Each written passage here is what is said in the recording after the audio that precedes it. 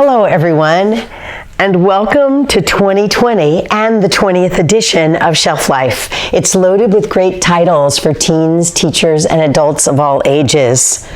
I'm your host, Patricia Emerson. I spent the last 2 months reading, and now's the time to come up for air and share.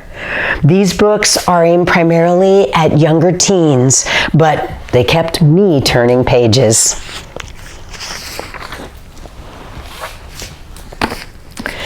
Redwood and Ponytail, K.A. Holt's latest novel told in verse, explores the complexity of first love between two seventh-grade girls in an honest, feels-real story.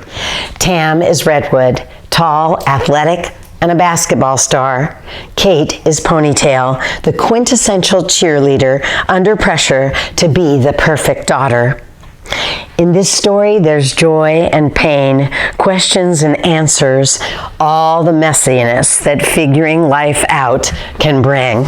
Tam's point of view: I want to see her. I don't want to see her. I want to talk to her. I don't want to talk to her. I feel itchy and terrible knowing she must hate me now. I feel exhausted and sad that I said those things in front of her whole squad. But I also feel like she forgets I'm a real person. Holt's novel is a winner.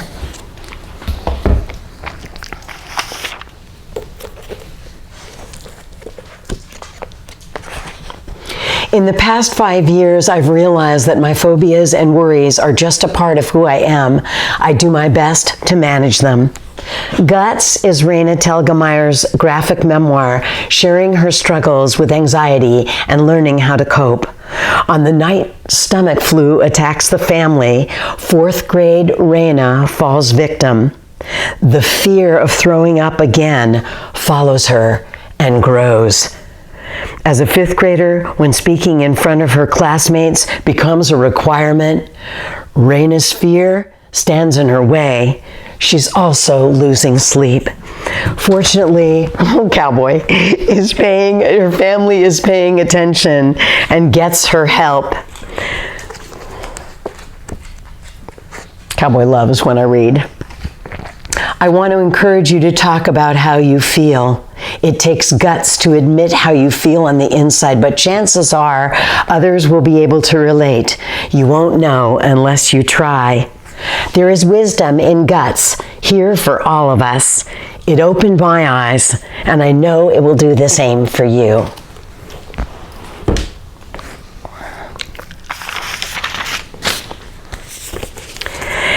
Economic insecurity is a reality for many families, and Jo Knowles confronts it in her novel, Where the Heart Is. Rachel is facing her summer before 8th grade, aware that her parents are not the happy couple she has always known. There are tensions and sadness in that house. Keeping their home, Bittersweet Farm, is threatened. Rachel wants to protect her younger sister Ivy from the reality of not enough food in the house, of slamming doors and tears that fall behind them. But even 8-year-old Ivy pays attention.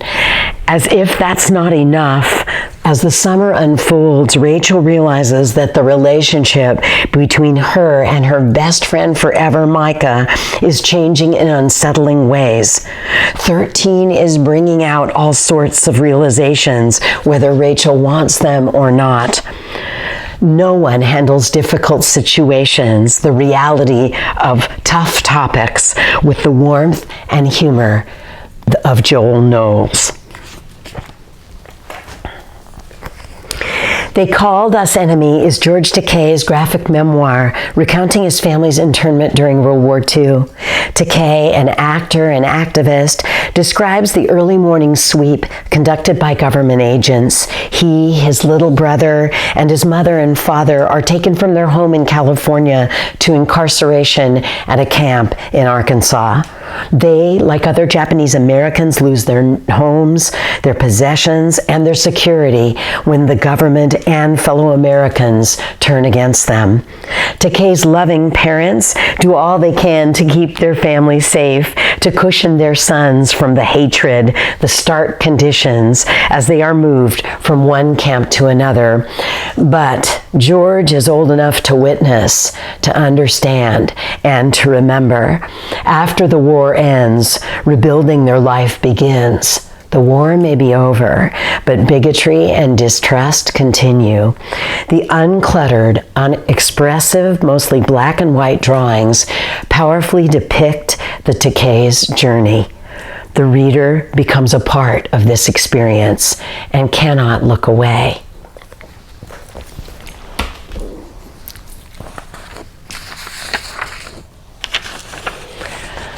That's it for Shelf Life for now.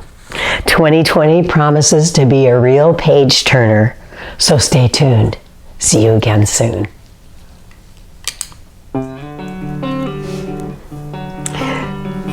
The 20th edition of Shelf Life features K.A. Holt's Redwood and Ponytail, Guts by Raina Telgemeier, Where the Heart Is by Joe Knowles, and George Takei's memoir, They Called Us Enemy.